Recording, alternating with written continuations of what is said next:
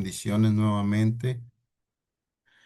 Hoy continuamos con este privilegio y esta tremenda responsabilidad. Vamos a orar, a entregarle este momento a Dios y a ver qué es lo que Él quiere enseñarnos, qué quiere llevar a nuestro corazón, para que esto nos ayude a seguir cada día en este propósito que Él ha trazado para nosotros cuando nos dio la oportunidad de estar en este mundo. Amado Dios y Padre que estás en los cielos, Señor, te doy gracias. Hoy es un día, Señor, de bendición porque nos has permitido abrir nuestros ojos. Nos estás dando la oportunidad, Señor, nuevamente de podernos reunir, Señor, por esta vía, Señor, por este sistema online, Señor, y poder, Padre Santo, buscar de tu presencia, Señor. Padre, estoy ante ti, Señor, y ante mis hermanos, Señor, con temor y temblor, bendito Rey de Reyes, porque estar enfrente, Señor, para hablar de tu palabra, Señor, es una responsabilidad enorme, Señor. Es una responsabilidad gigantesca, Señor. Pero también, oh Dios de los cielos, es un honor, Señor, poder servirte, poder permitir, Señor, que seas tú tomando el control, Señor, de este tu templo, de este tu cuerpo, Señor, de esta boca, de estos labios, Señor, y de la palabra que has puesto, Señor, dentro de mi corazón, bendito Rey de Reyes, para alimentarnos, Señor, para salir cada día, Señor, para producir, para hacer, Señor, lo que tú quieres que cada uno de nosotros hagamos, bendito Rey de Reyes. No siendo más, Señor, te pido que seas tú tomando el control de todo, Señor, del internet, Padre Santo, la señal, que las palabras, Señor, puedan llegar a cada corazón, a cada mente, Señor. Padre, abre sus mentes y sus corazones espirituales, Señor. Pon esa disposición, esa entereza, bendito Dios, para que tú puedas, bendito Rey, hablar a sus conciencias como lo has hecho en la mía, Dios Santo. Y permíteme, Señor, poder dar de beber a un pueblo sediento que cada día, Señor, requiere más de tu presencia, de tu amor, de tu gozo, de tu justicia, de tu misericordia, para la gloria y honra tuya, Señor. Gracias, Espíritu Santo, por guiarme, por enseñarme, por instruirme. Que hoy sea un momento en el que tú dirijas y que nada de mis sentimientos o emociones o razonamiento quiera tomar el control, porque nada tengo para dar. Pero tú sí, amado Dios, porque tu Padre Santo, tu Santo Espíritu está escuchando todo para darnos a nosotros a conocer el mensaje celestial para este día y para el futuro que viene cada día, mostrando lo que tú estás haciendo. Gracias, bendito Dios de los cielos, en el nombre de Jesús. Amén y amén. Hermanos, espero me estén escuchando bien. Hoy vamos a hablar un tema un poco álgido, si se puede decir así, en vista de los acontecimientos que hemos tenido en este mes. Entonces, quiero eh, empezar con una palabrita que quizás para todos es muy familiar, pero quizás para algunos no, y es el sustituto de Dios. Y quiero entrar en un contexto. El sustituto toma el lugar del otro sin importar el sufrimiento o castigo, consecuencia o culpa, aun si de ello dependiera entregar su propia vida. El sustituto cuenta con permiso oficial, Su rol es temporal o asignado. Respeta las reglas y lo hace por amor para ayudar y salvar a otros.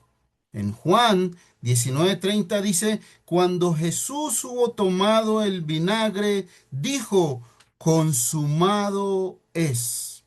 Y habiendo inclinado la cabeza, entregó el espíritu.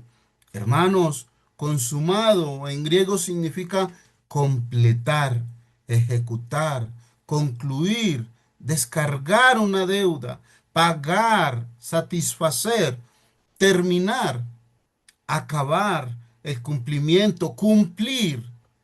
Ese es un llamado que Dios nos está haciendo. ¿Por qué?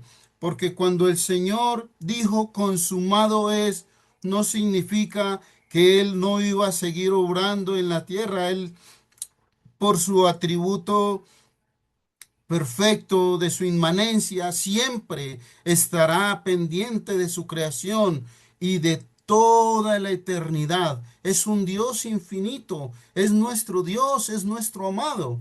Entonces, ¿por qué es importante, hermanos, eh, saber qué significa ser sustituto y por qué estoy tomando la palabra de consumado?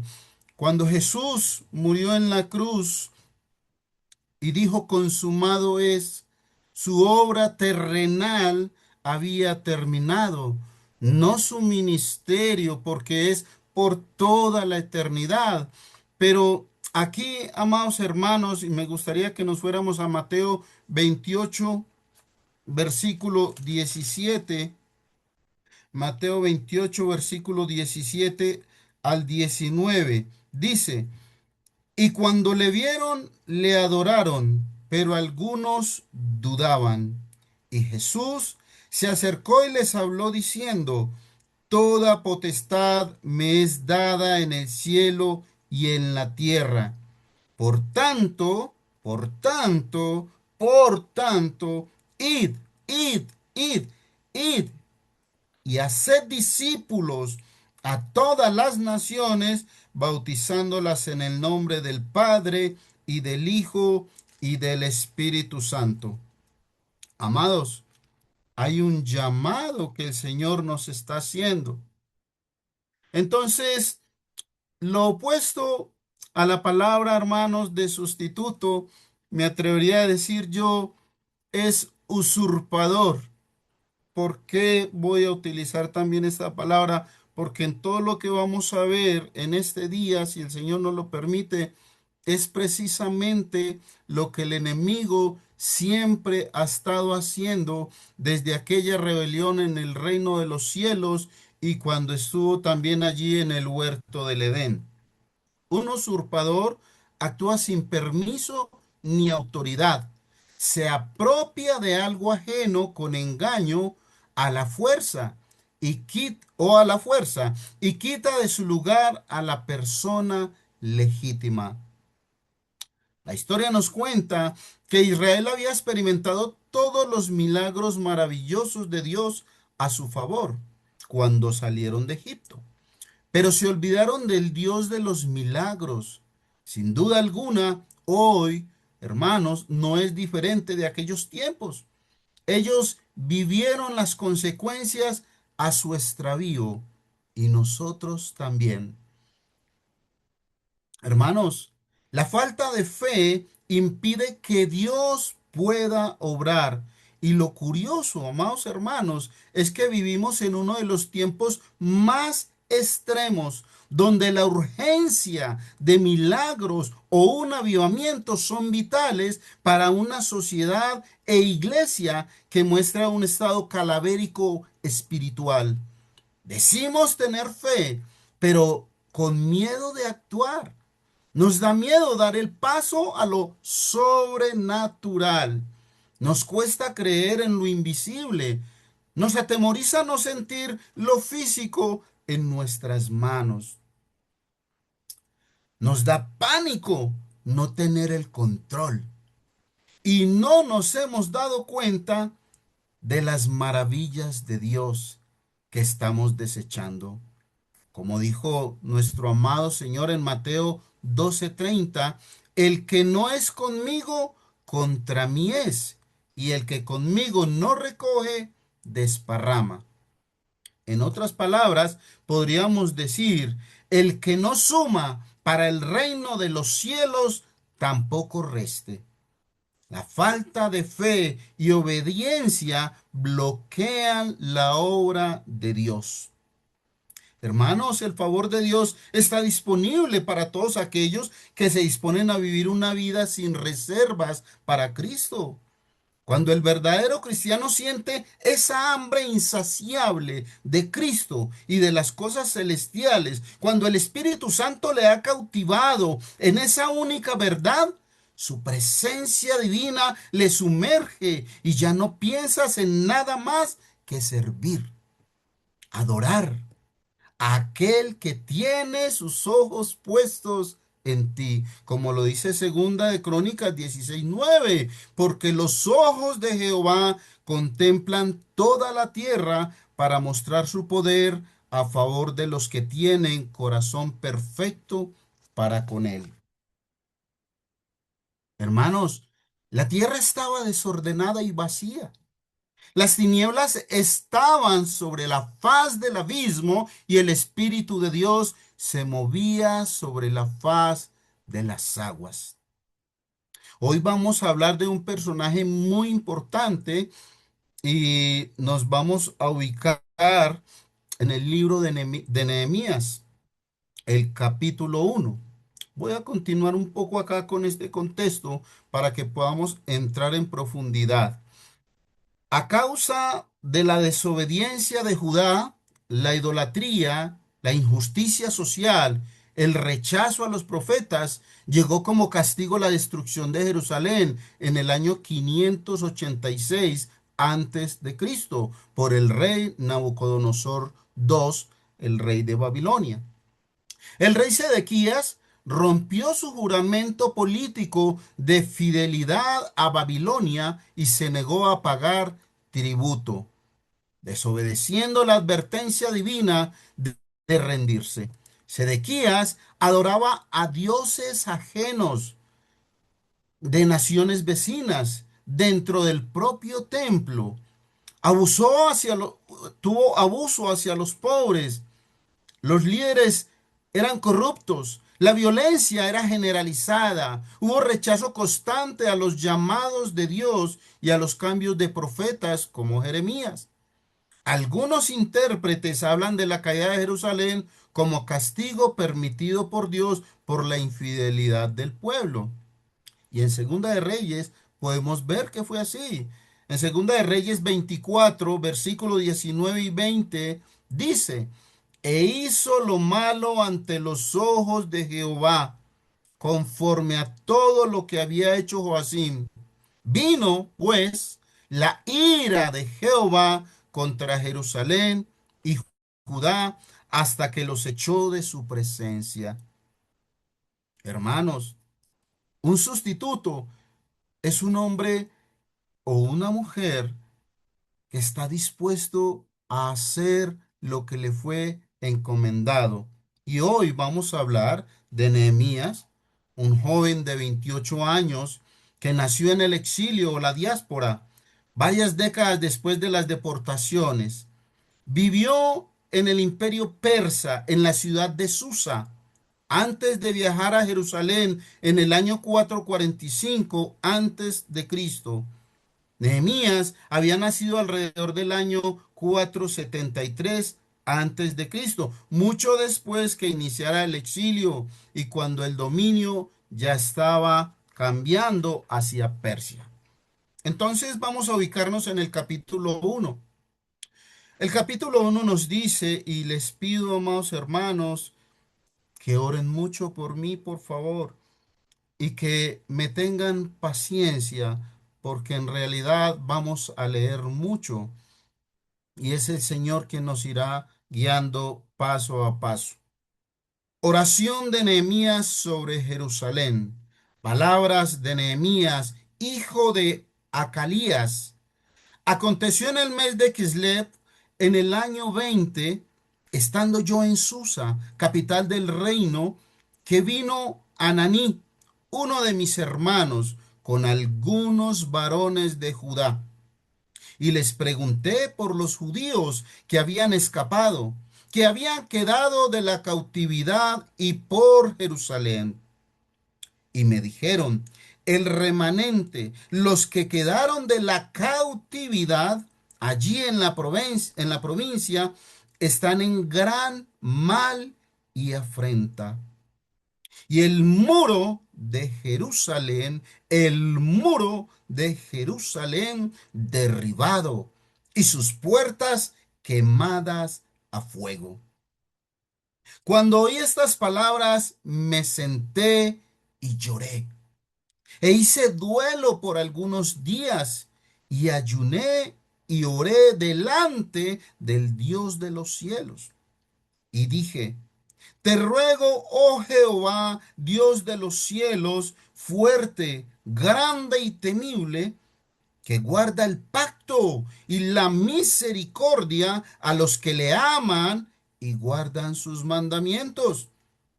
Esté ahora atento tu oído y abiertos tus ojos para oír la oración de tu siervo que hago ahora delante de ti día y noche, por los hijos de Israel, tus siervos. Y confieso los pecados de los hijos de Israel que hemos cometido contra ti. Sí, yo y la casa de mi padre hemos pecado. En extremo nos hemos corrompido contra ti y no hemos guardado los mandamientos, estatutos y preceptos que diste a Moisés tu siervo. Acuérdate ahora de la palabra que diste a Moisés, tu siervo, diciendo, si vosotros pecareis, yo os dispersaré por los pueblos. Pero si os volviereis a mí y guardareis mis mandamientos y los pusiereis por obra, aunque vuestra dispersión fuera hasta el extremo de los cielos, de allí os recogeré y os traeré al lugar que escogí para hacer habitar allí mi nombre. Ese sitio, amados hermanos, donde dice el versículo, hacer habitar allí mi nombre. Hermanos, puede ser cualquier lugar, puede ser la ciudad de Medellín, puede ser en el mundo entero, puede ser en Pereira, en Armenia, puede ser en cualquier lugar. Y es para lo que un verdadero hombre de Dios tiene que estar dispuesto. Un verdadero sustituto nunca va a preguntar, no, me tienes que enviar allí donde yo quiero estar. No, hermanos. El llamado, como lo leímos ahora en Mateo 28, 17 a 19, es id por todo el mundo. Puede ser tu barrio, puede ser tu ciudad, puede ser tu país. Hermanos, donde Dios te quiera poner, allí debes ir. Y continúa el versículo 10. Ellos pues son tus siervos y tu pueblo, los cuales redimiste con gran poder y con mano poderosa. Te ruego, oh Jehová, esté ahora atento tu oído a la oración de tu siervo y a la oración de tus siervos, quienes desean reverenciar tu nombre. Aleluya. Concede ahora buen éxito a tu siervo y dale gracia delante de aquel varón, porque yo servía de copero al rey. Y aquí vamos a entrar en el capítulo 2. ¿Quién era Nehemías? Un joven de 28 años, ya lo dijimos. Era el copero del rey. Pero en el mes de Kislev, en el inicio del capítulo 1 al capítulo 2, vamos a ver una diferencia de unos meses según el calendario hebreo. fueron 4 meses en los que Nehemías estaba ayunando, orando 24/7 y pidiendo el favor a Dios para poder presentarse ante el rey y que Dios pusiera en el rey gracia para lo que él requería de lo que Dios había puesto en su corazón. En el capítulo 12, el versículo 1 dice, sucedió en el mes de Nisan, hermanos, del mes de Kislev al mes de Nisan hay 4 meses. Hay 4 meses, amados hermanos. La Biblia no nos lo muestra, pero cuando investigamos un poco en el calendario hebreo, nos damos cuenta de esos 4 meses. Pero también, hermanos, podemos ver que el mes de Nisan es un mes extremadamente importante y en un momentito lo vamos a ver.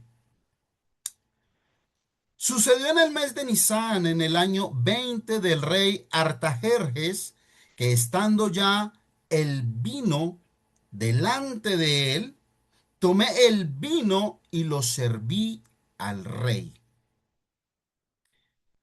Y quiero hablar un poco de qué es ser un copero, porque en realidad tenemos que investigar un poco sobre Nehemías. Hermanos, cuando leemos como 80 kilómetros por hora, se nos olvidan detalles. Si este hombre estaba al lado del rey, era un hombre de confianza. Era un hombre que probaba el vino antes de servírselo al rey, en caso de que alguien quisiera envenenarlo. Pero también tenía muchos privilegios porque podía caminar por el reino tranquilamente y siempre sabía los movimientos que estaba haciendo el rey porque él debía estar en todas partes. El rey ya le conocía, como les acabo de decir, era un hombre de confianza y dice, tomé el vino y lo serví al rey y como yo no había estado antes triste en su presencia, versículo 2, me dijo el rey, ¿por qué está triste tu rostro? Pues no estás enfermo. No es esto sino quebranto de corazón. Entonces temí en gran manera, lo está diciendo Nehemías, y dije al rey, para siempre viva el rey. ¿Cómo no estará triste mi rostro cuando la ciudad, casa de los sepulcros de mis padres, está desierta y sus puertas consumidas por el fuego? Y me dijo el rey, ¿qué cosa pides? Y aquí, hermanos, dice, qué hermoso, esto me, me conmovió, hermanos, porque dice, entonces oré al Dios de los cielos y dije al rey, ¿cuánto tiempo creen, hermanos? Yo esto lo llamo una oración relámpago. ¿Cuánto tiempo creen ustedes que pasó desde que él le oró al Señor? El rey le hizo una pregunta. Él oró al Señor. Como les digo, oración relámpago. Y dije al rey, si le place al rey y tu siervo haya hallado gracia delante de ti, envíame a Judá, a la ciudad de los sepulcros de mis padres, y la reedificaré. Hermanos, muchas veces nos da miedo orar en un momento cuando vamos a tener quizás una entrevista de trabajo o cuando nos presentan un político o cuando tenemos que tomar una decisión que tiene que ser ya, que tiene que ser radical, pero nos cuesta orar y confiar en que el Señor verdaderamente me va a responder. Sí, hemos escuchado cientos de veces que es en el tiempo del Señor, pero aquí había un momento que era prioritario, pero tenemos que tener en cuenta que él venía orando 4 meses atrás. Él tenía un encuentro, una intimidad con su Dios, con su amado. Él estaba 24/7 velando por el pueblo de Israel. A él le dolía sabía lo que estaba sucediendo. Hermanos, hoy en día nos cuesta, amados hermanos, poder sentir el dolor de los demás. Nos cuesta, amados hermanos, nos llamamos cristianos, pero nos cuesta caminar como Jesús lo hizo. Nos cuesta caminar como estos hombres, como estos sustitutos de Dios. Y ese es el llamado que nos está haciendo el Señor, a que seamos sustitutos, que estemos dispuestos a lo que Dios desea hacer en nosotros. Pero nos cuesta entenderlo. Y aquí, amados hermanos, en el capítulo 2 quiero que nos vayamos al versículo 17. Quiero que nos vayamos al versículo 17. Dice, les dije pues a vosotros, pero tengamos en cuenta en el contexto de que el rey ya le había favorecido. El rey le facilitó madera, le facilitó cartas, el rey le facilitó la confianza de ir con un grupo de personas y capitanes para que le cuidaran en el camino. Yo los invito, hermanos, que después del sermón puedan tomarse el tiempo de leer el libro de Esdras y de Nehemías. Todos los capítulos, en realidad es un libro muy corto, pero es un libro que te va a llevar a descubrir muchísimas cosas que tú puedes hacer para Dios, pero que en realidad muchas veces no las tenemos en cuenta porque no entendemos muchas veces qué es lo que Dios quiere hacer con nosotros. Pero cuando vemos la disposición de hombres de este sustituto Nehemías, podemos darnos cuenta de que ese llamado es para nosotros, es para la gloria y honra de Dios que hemos sido creados. No nos creamos a nosotros mismos, nos creó Dios a su imagen y semejanza. En el versículo 17 dice, les dije pues en que estamos, que Jerusalén está desierta y sus puertas consumidas por el fuego. Venid y edifiquemos muro de Jerusalén y no estemos más en oprobio. Y aquí me voy porque este libro es muy enriquecedor. Este libro muestra cómo Dios nos está haciendo un llamado a la acción, a que no nos quedemos más quietos. Estos días escuchamos una prédica de los hermanos, del pastor. Hemos escuchado infinidad de veces zona de confort, pero salir de nuestra zona de confort, hermanos, no es empezar a recorrer el mundo, no es empezar, ay, no, si yo tengo que estar en la calle, no. Es hacer la obra de Dios, es el llamado que Dios nos está haciendo para que nos reincorporemos en las filas de los soldados de Cristo para la gloria y honra suya. Llegué en el versículo 11, llegué pues a Jerusalén y después de estar allí 3 días, amados hermanos, me levanté de noche, yo y unos pocos varones conmigo, y no declaré a hombre alguno lo que Dios había puesto en mi corazón que hiciese en Jerusalén. Vamos a brincar el versículo de... Pero quiero hacer una pausa. Vio de sus hermanos la información en el mes de Kislev, se demoró 4 meses y en el mes de Nisan. Pero quiero hablar un poquito más del mes de Nisan. El mes de Nisan es un mes extremadamente importante, amados hermanos, para mí, para ti, para el pueblo de Israel, para todo el mundo entero. El mes de Nisan es el primer mes del año según el almanaque hebreo.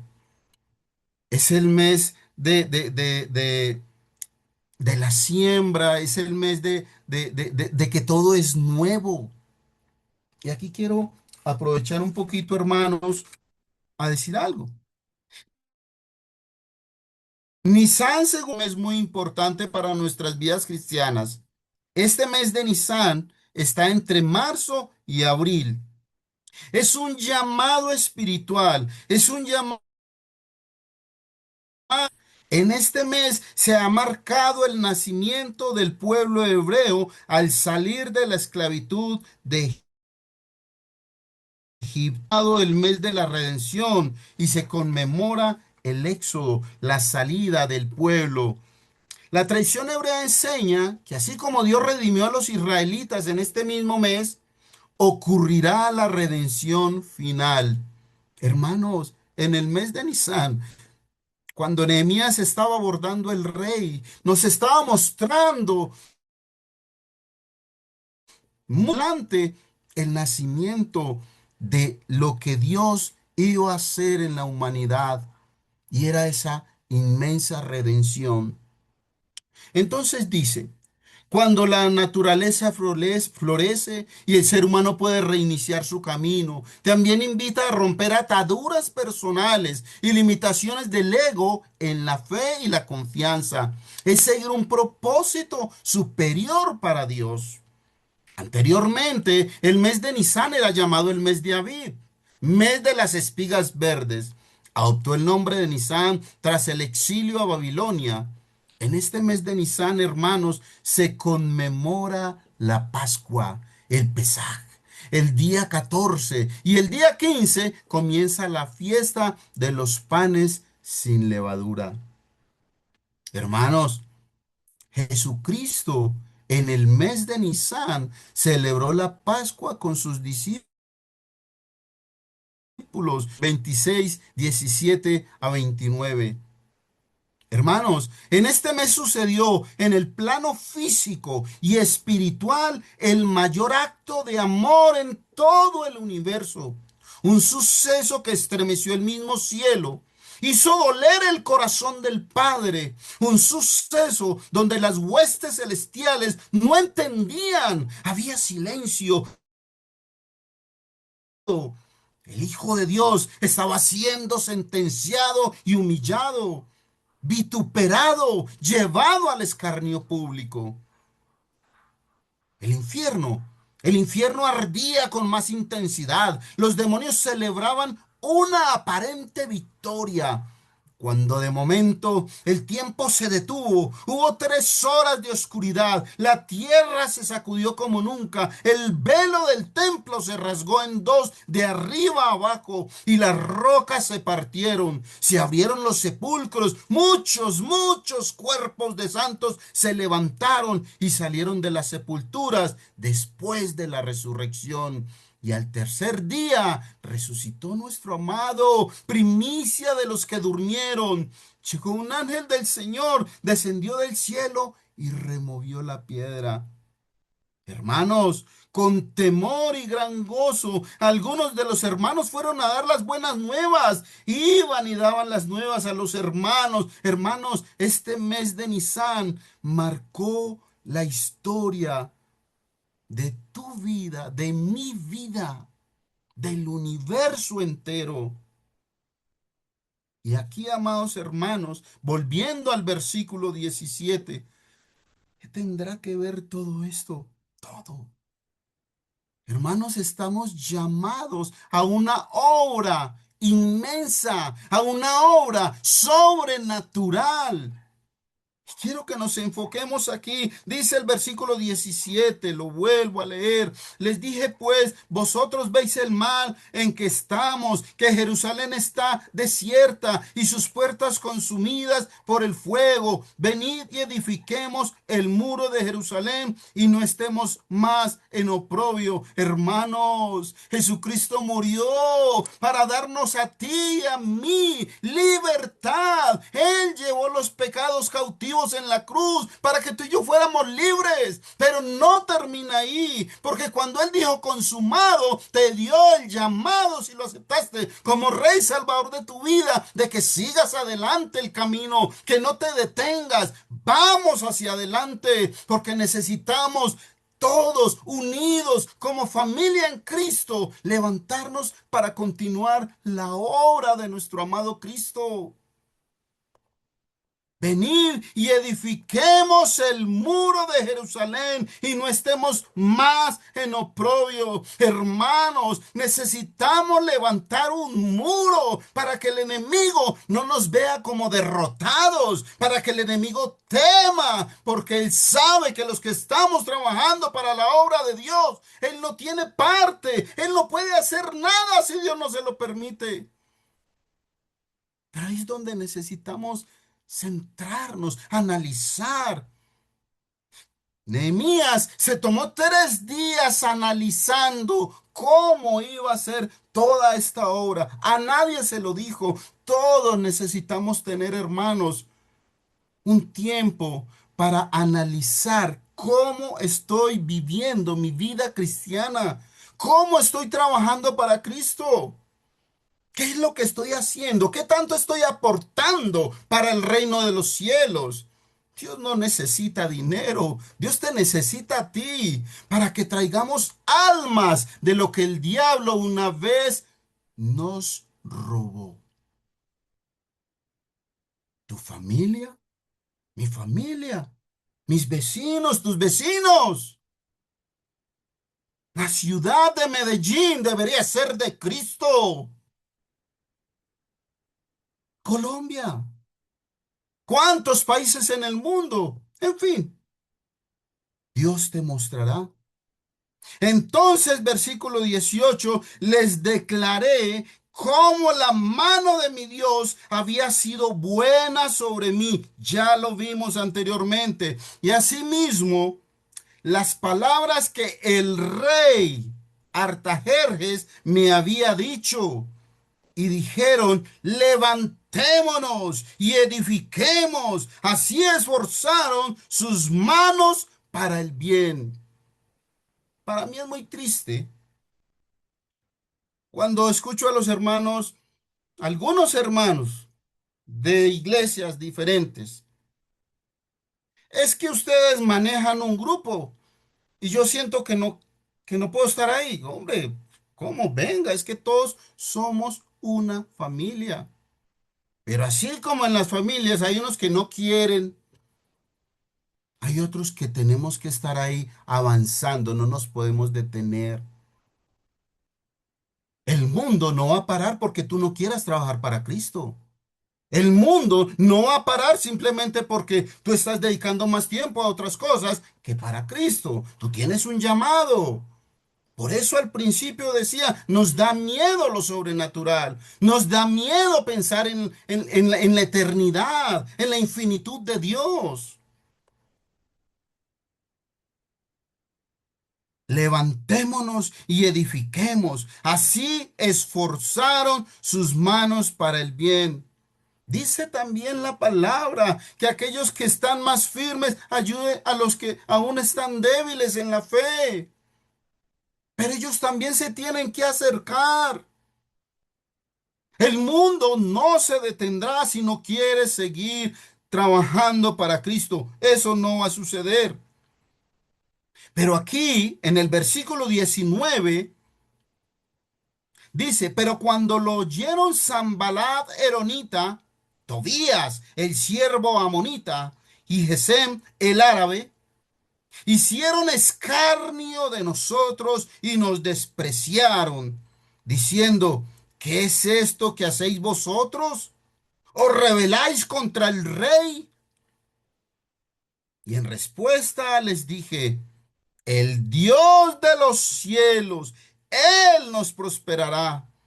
Nosotros, sus siervos, nos levantaremos y edificaremos, porque vosotros no tenéis parte, ni derecho, ni memoria en Jerusalén. Hermanos, el enemigo no tiene parte, el enemigo no tiene derecho.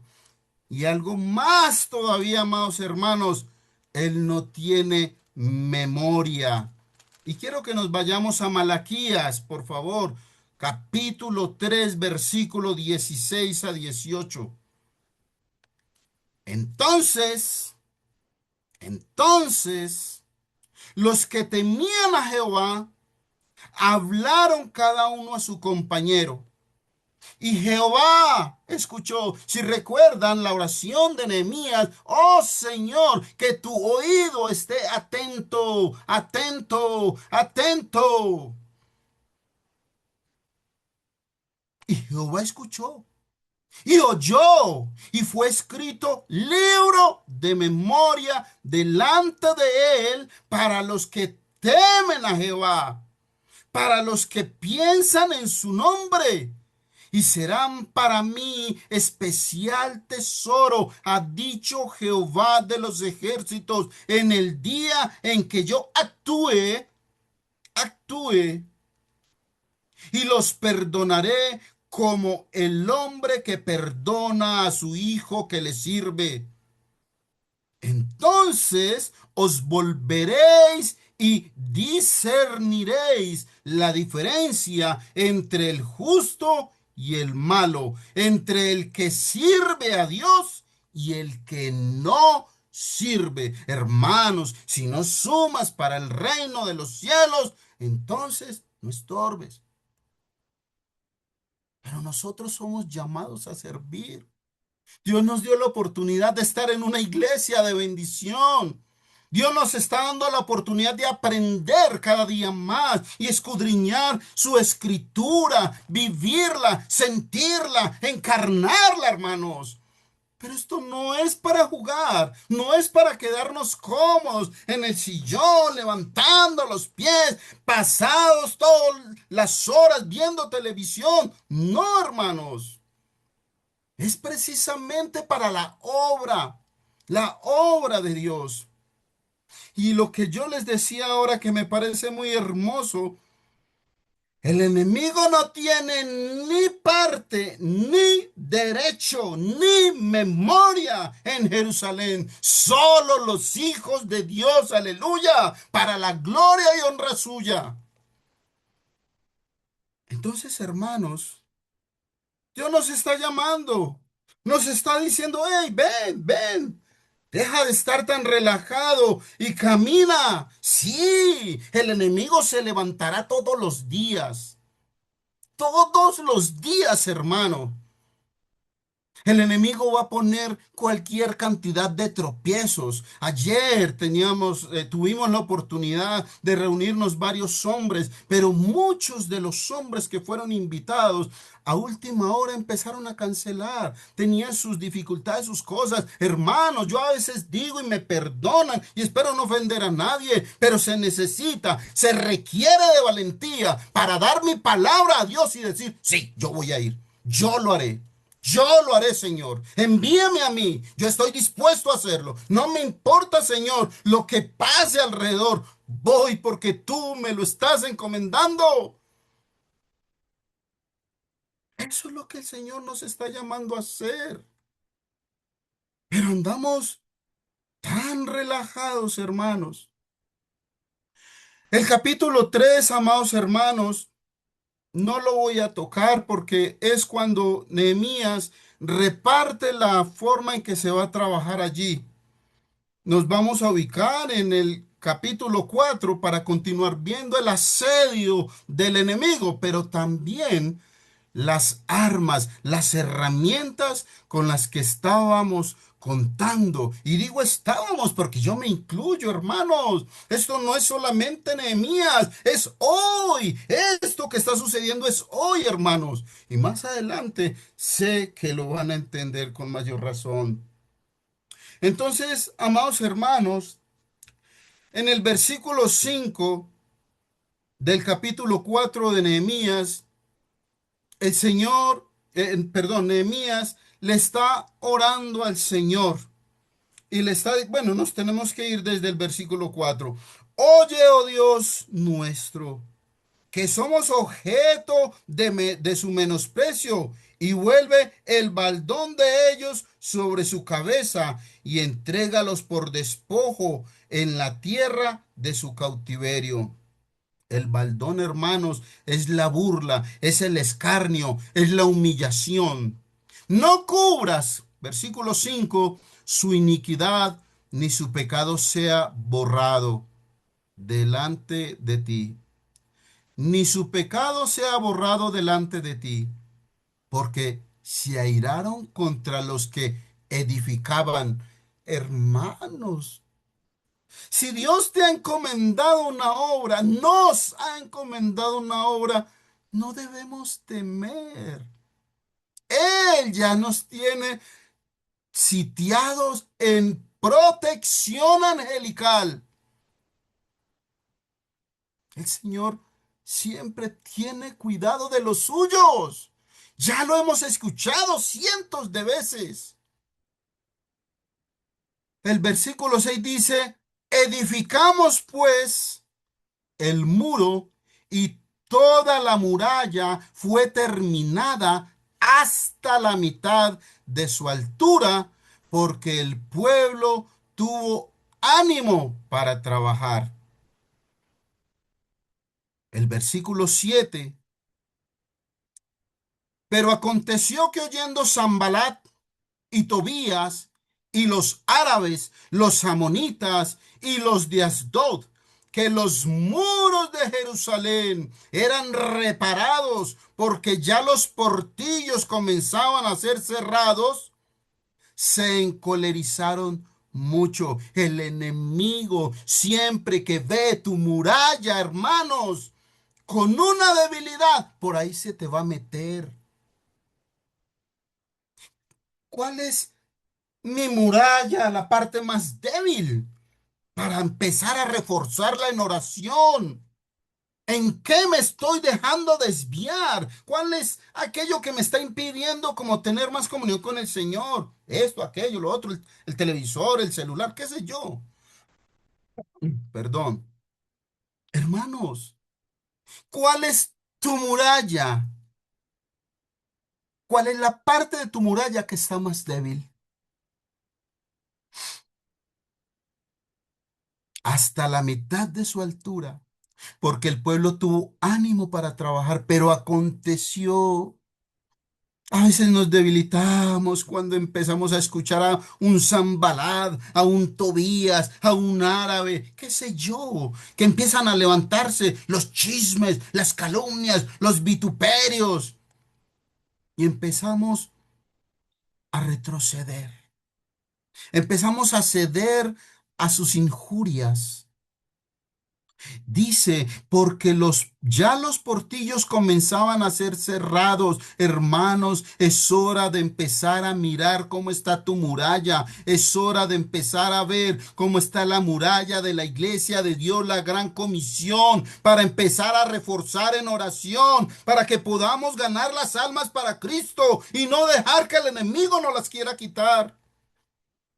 Ellos se encolerizaron mucho. A mí qué me importa si se encolerizó mucho. Y no solo eso, conspiraron todos a una para venir a atacar nuevamente a Jerusalén y hacerle daño.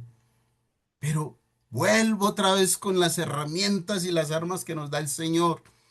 Entonces, versículo 9, oramos a nuestro Dios y por causa de ellos pusimos guarda contra ellos de día y de noche. ¿Cómo estaba orando Nehemías en el capítulo 1? De día y de noche. Y dijo Judá, las fuerzas de los acarreadores se han debilitado y el escombro es mucho. No podemos edificar el muro. Y aquí, amados hermanos, yo quiero entrar en algo que es muy importante. Al principio les dije que ha sido un inicio de mes con muchos sucesos. Tenemos nuevo presidente, pero a los 3 días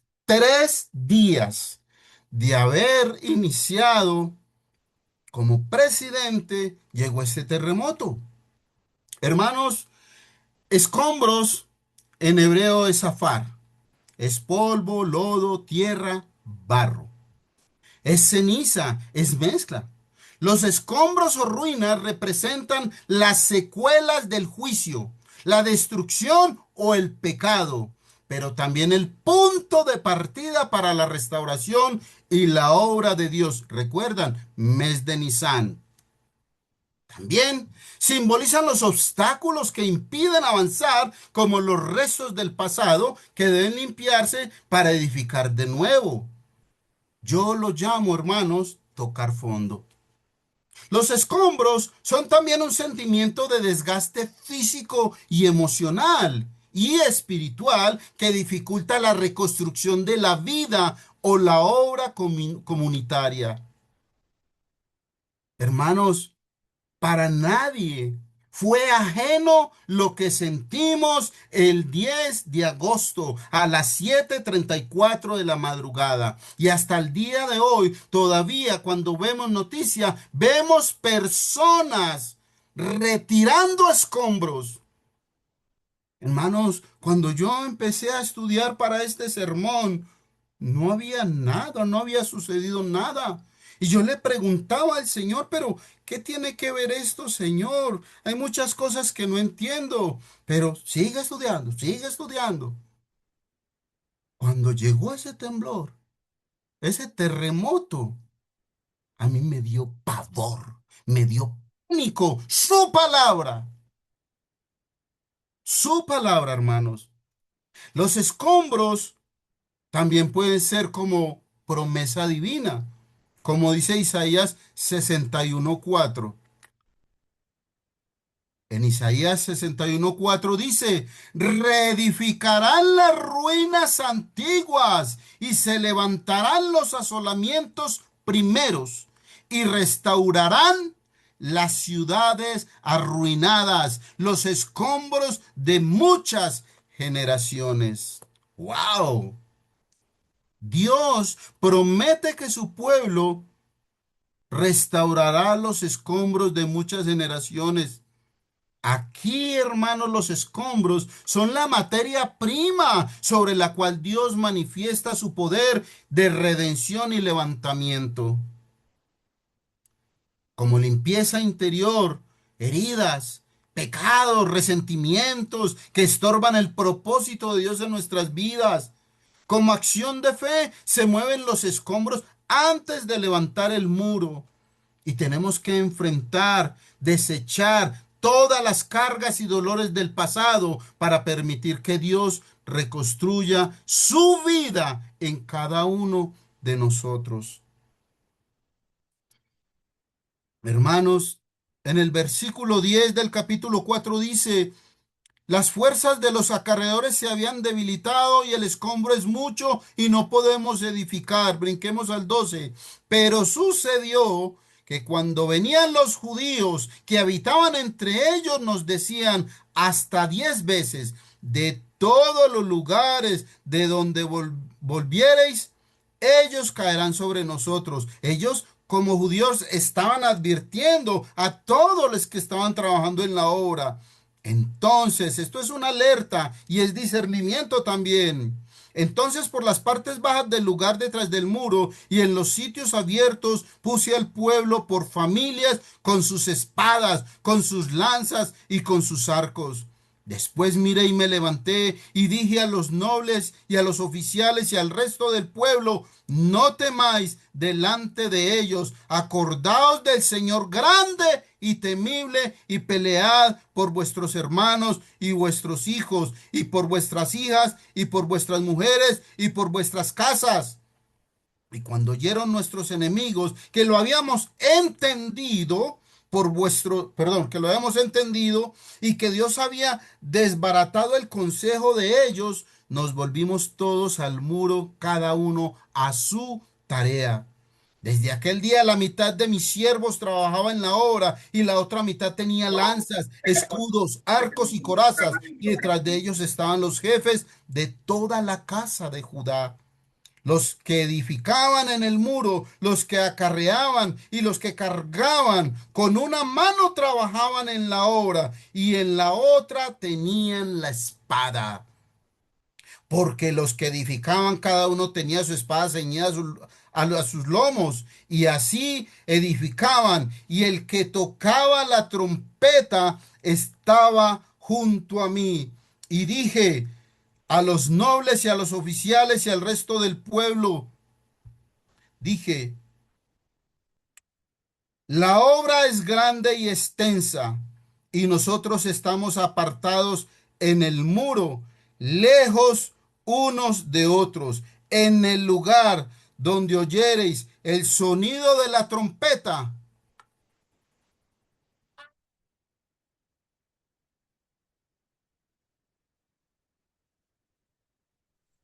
No se oye. Donde oyere, Manu, prenda su micrófono, porfa.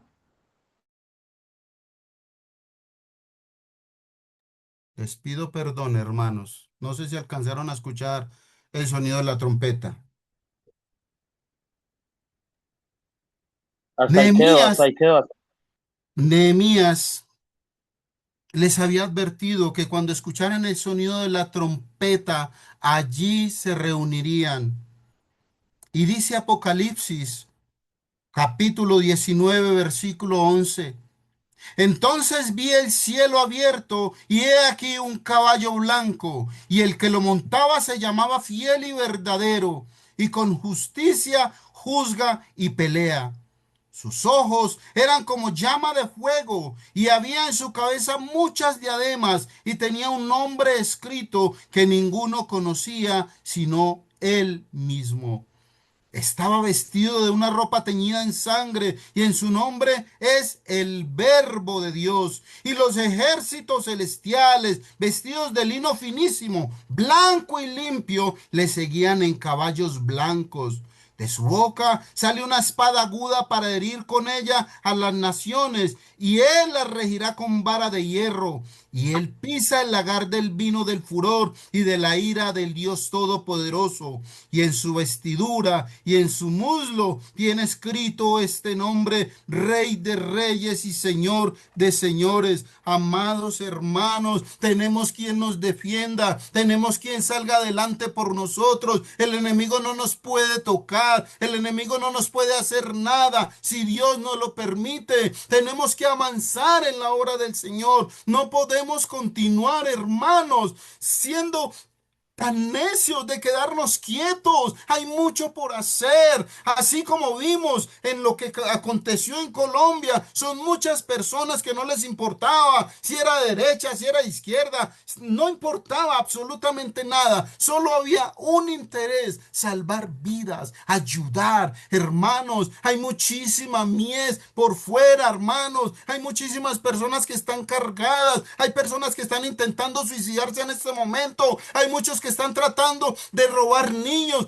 y se los han robado. Hay muchos que están llevando niñas, las están violando, las están llevando a prostituirse. Hermanos, la maldad que hay es demasiada, pero ahora es donde necesitamos levantarnos y empezar a formar ese vallado, ese muro, porque el Señor está con nosotros y nos ha dado las armas, hermanos. Nos ha dado las armas para que nos levantemos. Nadie tiene excusa, amados hermanos. Si este varón Nehemías fue capaz de levantarse creyendo en un Dios que él no había visto, pero que le habían hablado de él y lo sentía en su corazón, nosotros debemos levantarnos como él, hermanos hermanos. Él terminó esta obra en 52 días, pero se demoró más de 4 meses en retirar todos los escombros.